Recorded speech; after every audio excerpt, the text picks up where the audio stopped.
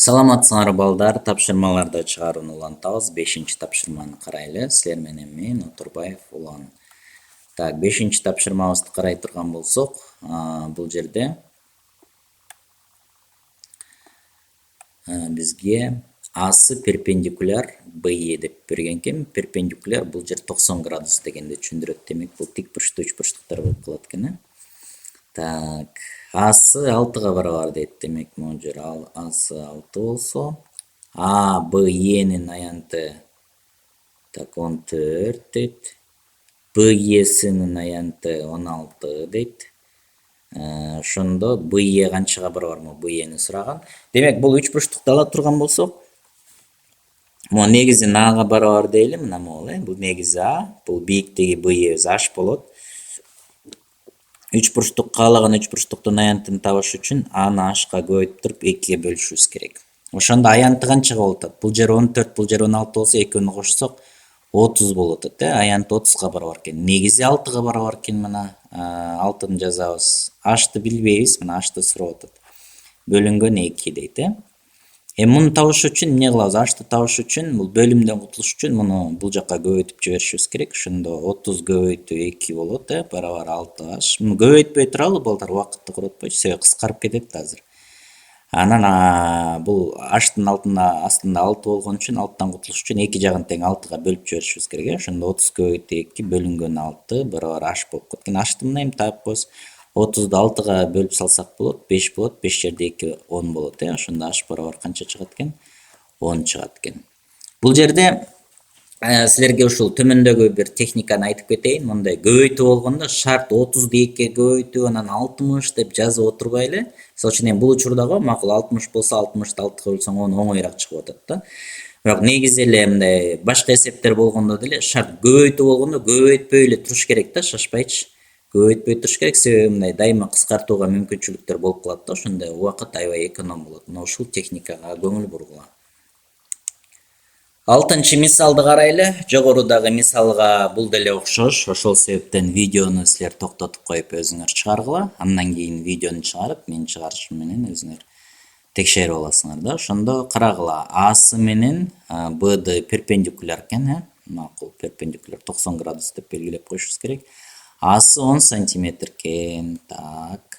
АБДнын аянты 20 сантиметр экен. БДСнын аянты 30 сантиметр экен.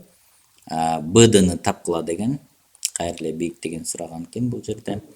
Ошондо үч бурчтуктун аянтын тапканда биз Аны H'ка көбөйтүп 2ге бөлүшүбүз керек. Аянтыбыз 30га 20-ны кошсок 50 болуп атат, аянттын ордуна 50-ни жазабыз.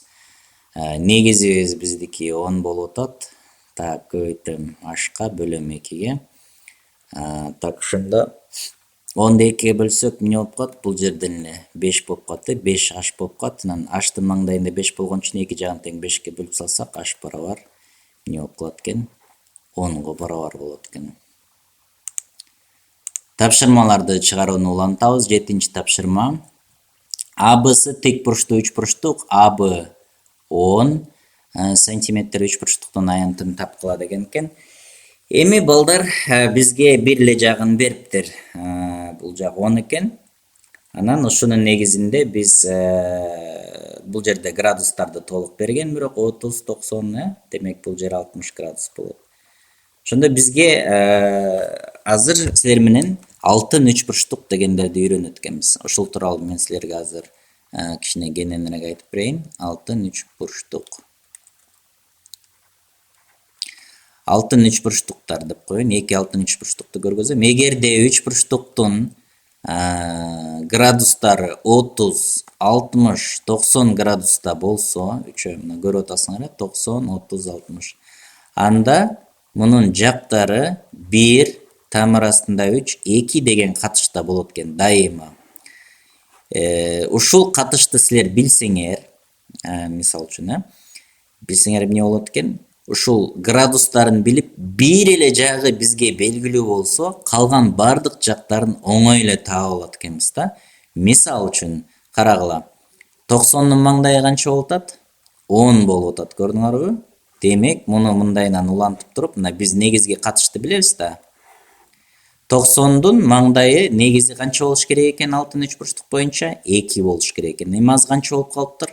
10 болуп калыптыр. 2-ни канчага көбөйтсөк 10 болот? 2-ге, 2-ни 5-ге көбөйтсөк. Демек бардыгын 5-ге көбөйтөбүз. Ошондо бул 5 там арасында 3, бул 5 болот экен. Көрдүңөрбү? Кандай оңой таап койсок болот.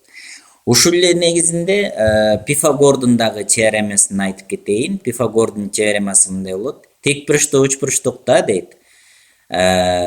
Тик бурчтуу үч бурчтукта 30 градустун маңдайы дайыма 90 градустун маңдайынын жарымына барабар деген бар да. Мисалы үчүн 90 градус 10 болсо, 30 дайыма 2 эсе аз болуш керек. Көрдүңөрбү экөөнүн катышын? 1, 2. То есть 90 градус менен 30 градустун узундуктары, бет маңдайында жаткан узундуктары 2-ге 1 катышта болот экен да. Демек ушундай Пифагордун теоремасы бар. Биз муну бул алтын үч бурчтуктун катыштарына салбай эле 90-дун маңдайы 10 болсо, 30-дун маңдайы 5 болуш керек деп автоматически эле тапсак болот экен. Бирок биз бул алтын үч бурчтукту дагы үйрөнүшүбүз керек. Себеби бизге бул 60-тын маңдайын гана берип коюшу мүмкүн да. Мисалы үчүн 5 там арасында 3 деп азыр бизге бул жерге берип кое турган болсо, биз ошонун негизинде бул жагы 10, бул жагы 5 кылып таап алмакпыз да. Бирок азыр бизден эмне бысынын узундугун сураган жок да бул жерден, чынбы? Бизден эмне деп атат? Үч бурчтуктун аянтын тапкыла деп атат. Ошол себептен бизге мына 60-тын маңдайы да керек болуп калды. Ал 5 там арасында 3-кө барабар экен. Ал эми тик бурчтук, үч бурчтуктардын аянттарын табыш үчүн ушул кыска жактары катеттери деп аталат. Узун жагы гипотенуза деп аталат. Булардын аталыштарын билишиңер керек. Демек катеттерин бири-бирине көбөйтүп 2-ге бөлүп койсок, тик бурчтуу үч бурчтуктун аянты келип чыгат экен. Мындайча айтканда, баягы эле бул негизи, бул бийиктиги болуп калат экен да, көрдүңөрбү? Ошондо биз аянтты, тик бурчтуу үч бурчтуктун аянтын табалы десек, 5 там арасында 3-тү 5-ге көбөйтүп туруп 2-ге бөлүп коюшубуз керек. 5 жерде 5 25 болот, там арасында 3 калат, бөлөм 2-ге. 25-ти 2-ге бөлсөм 12,5, там арасында 3 болуп калат экен. Ушул эми алтын үч бурчтуктар дедик. Биз биринчи алтын үч бурчтуктун мен силерге катышын көргөздүм. Экинчи алтын үч бурчтуктун катышы төмөндөгүчө болот.